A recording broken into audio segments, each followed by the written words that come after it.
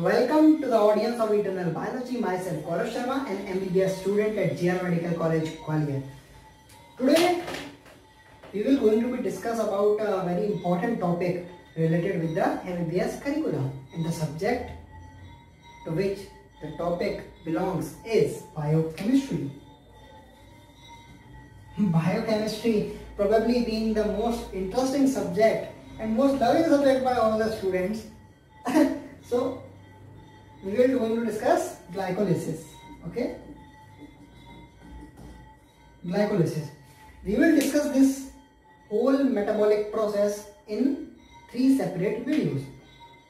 In this lecture, we will discuss the basic introduction, the definition, the significance, and the transport of glucose inside the cell. And in the next video, we will talk about the whole glycolytic process, and at the last, we will discuss its regulation. Okay, so without any delay, let us start. What does the word glycolysis mean? As you all know, the breakdown of glucose being broken down into pyruvic acid or pyruvate.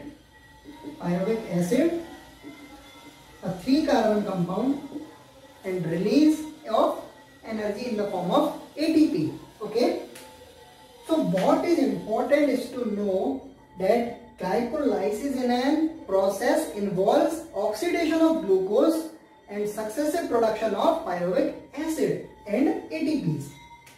Although NADH is also released, but it also goes into ETC and produce ATPs. Okay, so this is a basic introduction which includes its definition. Now, why we are studying this whole process? What is the significance of glycolysis?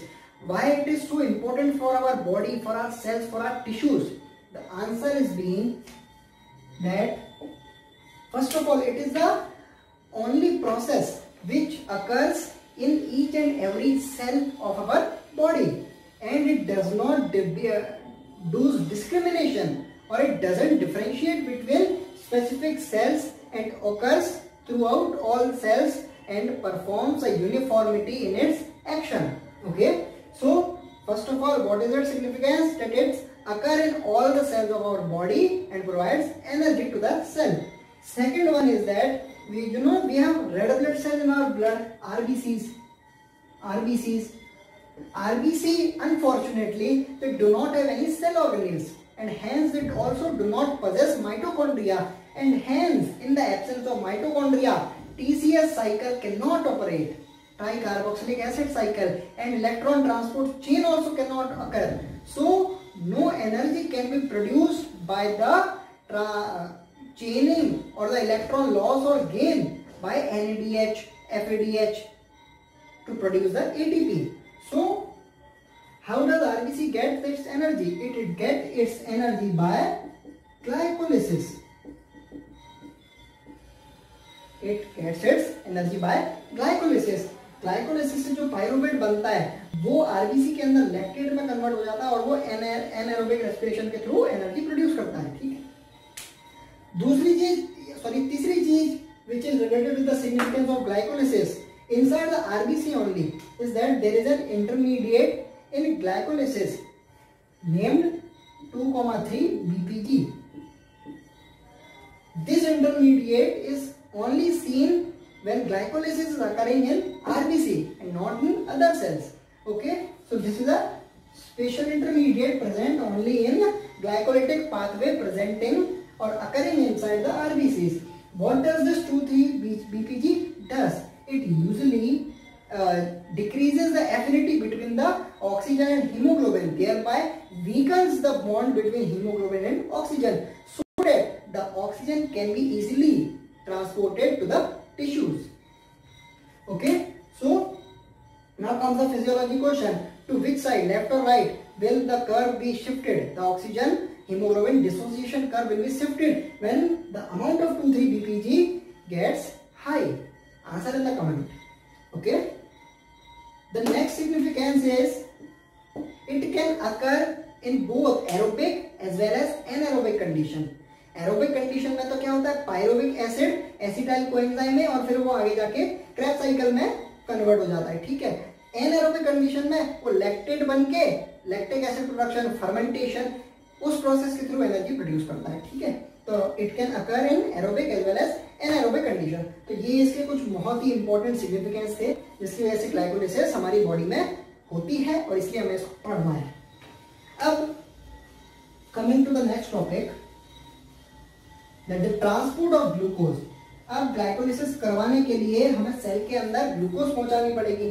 अब वो glucose पहुंचेगी कैसे cell के अंदर? तो देखिए, एक simple सा आपको पता है, आपने खाना खाया, ठीक है, खाना खाने के बाद वो क्या हुआ, फर्दर स्मॉलर प्रोडक्ट्स में वो ब्रोकन डाउन हुआ और कार्बोहाइड्रेट के जो ब्रोकन डाउन प्रोडक्ट होते हैं वो क्या होते हैं?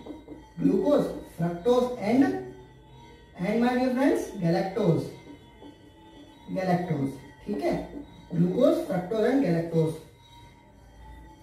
हम डिस्कस करेंगे सक्सेसिव लेक्चर्स में कि जो गैलेक्टोज और फ्रक्टोज होते हैं वो लिवर के द्वारा किसमें चेंज हो जाते हैं? ग्लूकोज में ही चेंज हो जाता है। तो हमारा मेजर सबस्ट्रेट बचता है कार्बोहाइड्रेट का ग्लूकोज। अब ये ग्लूकोज इंटेस्टाइनल ल्यूमेन से एब्जॉर्ब होके किसमें आएगा? ब्लड में आएगा, ठीक है, और उसके बाद ब्लड से वो कहां जाएगा? सेल्स में जाएगा। तो दो तरह से हमें इसके ट्रांसपोर्ट करना है, एक तो from intestinal lumen to blood and then blood to the cell, ठीक है। अब हमने डाइजेशन एंड एब्जॉर्प्शन में पढ़ा है कि ये प्रोसेस किसके थ्रू होता है? By secondary active transport with sodium. So this is known as sodium glucose transporter. Okay, एक डायग्राम बनाता हूं मैं छोटा सा, ये है डायग्राम। इस पर दो मॉलिक्यूल सोडियम के अटैच है और एक मॉलिक्यूल किसका अटैच है? हमारे ग्लूकोज का। ये दोनों सोडियम है, ये हमारा ग्लूकोज है, ठीक है। ये कैरियर प्रोटीन है और ये क्या हो रहा है? हमारा फैसिलिटेटेड डिफ्यूजन हो रहा है। फैसिलिटेटेड डिफ्यूजन के कारण ये किस में आ जाता है? ब्लड स्ट्रीम में, और फिर ब्लड से सेल में कैसे जाता है? इसका भी हम आंसर है। ये कैसे होता है? I am having a space problem on my blackboard, so I need to continuously rub it, okay? So please cooperate, है ना। अब देखिए, ये हमारी ब्लड है और ये हमारा टिश्यू है। Specific transporters known as glucose transporters, glucose transport, और इनको हम जनरल भाषा में क्या बोलते हैं? ग्लड रिसेप्टर्स, ग्लड ट्रांसपोर्टर्स, ठीक है। ये प्रेजेंट होते हैं किस पर? सेल के मेम्ब्रेन पर, जो कि ग्लूकोज का ट्रांसपोर्ट करते हैं ब्लड के थ्रू, ठीक है। अब जो हमारे ब्लड ट्रांसपोर्टर है, ये दो टाइप के हम डिवाइड कर सकते हैं। कुछ ग्लूकोज ट्रांसपोर्टर क्या होते हैं? इंसुलिन हार्मोन के इंडिपेंडेंट काम करते हैं, और कुछ होते हैं जो इंसुलिन हार्मोन की डिपेंडेंसी में काम करते हैं। So on the basis of whether they are dependent on insulin और not, we can divide the GLUT receptors into two parts, one insulin independent and another insulin dependent. Insulin dependent is fortunately only one glucose transporter, that is GLUT4. GLUT4, which is present in skeletal muscles and adipose tissue. Skeletal muscles and adipose tissue. Okay. Now comes to insulin independent glucose transporters. So basically I am going to rub all this and I may elaborate them further. देखिए, अब हमारे पास आ जाते हैं GLUT1 receptors, GLUT2 receptors, GLUT3 receptors, GLUT5 and GLUT7 receptors, ठीक है। GLUT1 receptors is generally present in blood brain barrier,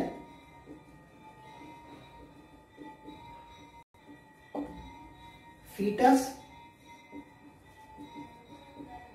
and on RBC membrane, ठीक है। GLUT2 receptors के खास बात क्या है?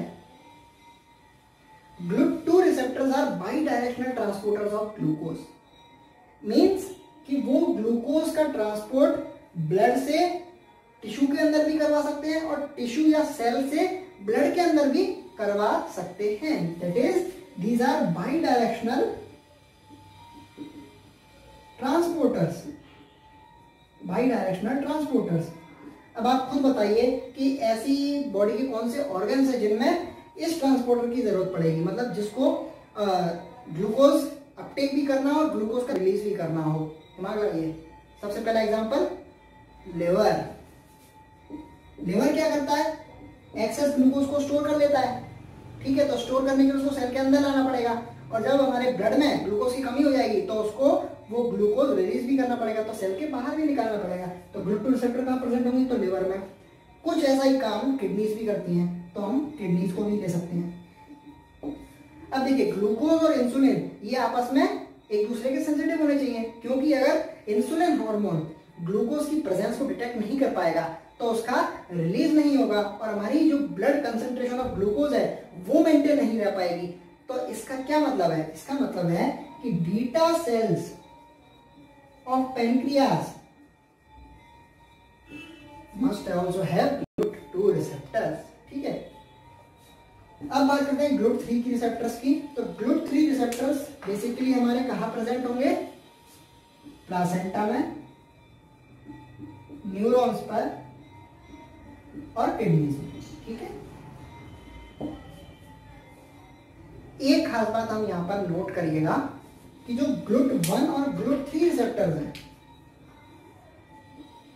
GLUT1 और GLUT3 रिसेप्टर्स हैं, दे कैन डिटेक्ट और they are sensitive to the minimum to minimum concentration of glucose present inside the blood. That is they are sensitive to the basal concentration of glucose present in the bloodstream. Okay, so what does this mean? देखिए, ये है कहां पर? सबसे पहले ये एक तो ब्लड ब्रेन बैरियर, मतलब सेंट्रल नर्वस सिस्टम, न्यूरॉन्स, जिनकी वजह से मैं बोल पा रहा हूं, आप सुन पा रहे हैं। So you know that they play a very significant role in our body, है ना। तो इनको कंटिन्यूअस किसकी सप्लाई करनी पड़ेगी? एनर्जी की, एनर्जी बाय द ग्लूकोज। अब ये अगर सपोज हमारी बॉडी में ग्लूकोज की कमी हो जाए या ग्लूकोज की मात्रा कम हो जाए, और अगर ये ट्रांसपोर्टर्स उसको अपटेक ही नहीं कर पाए, तो क्या हमारे न्यूरॉन्स को और सीएनएस को एनर्जी मिल पाएगी? नहीं मिल पाएगी। तो GLUT1 और GLUT3 receptors are very sensitive to the minimum to minimum or basal concentration of glucose present in the bloodstream, and hence they bind tightly or very strongly with the glucose. That is, they bind very tightly or strongly with glucose. Okay, so this you have to remember. Now GLUT5 receptors. GLUT5 receptors are basically not glucose transporters. These are basically fructose transporters. These are fructose transporters. So now would you like to tell me that where the fructose is liked in our body? हमारी body में कहाँ अच्छी लगती है सबसे ज्यादा fructose? देखिए, एक तो अगर हम भी कुछ खाएंगे जिसमें फ्रक्टोज होता है, वो सबसे पहले कहाँ आएगा? GIT में। तो GIT में GLUT5 रिसेप्टर होने चाहिए फ्रक्टोज ट्रांसपोर्ट के लिए। दूसरा कहाँ आएगा? टेस्टिस में। तीसरा कहाँ आएगा? स्पर्म में, ठीक है। सो GIT mucosa, testis and sperm have GLUT5 receptors. Next is GLUT7 receptor. GLUT7 receptor is basically present in endoplasmic reticulum of different cells. Endoplasmic reticulum is frequently involved in gluconeogenesis. That is, if in a cell gluconeogenesis is occurring, then in which organelle it is occurring? It is occurring in endoplasmic reticulum of that cell. So this is the transport of glucose inside the cell or sometimes outside in case of GLUT2 receptors. And in the next topic we will discuss the full metabolic pathway of glycolysis.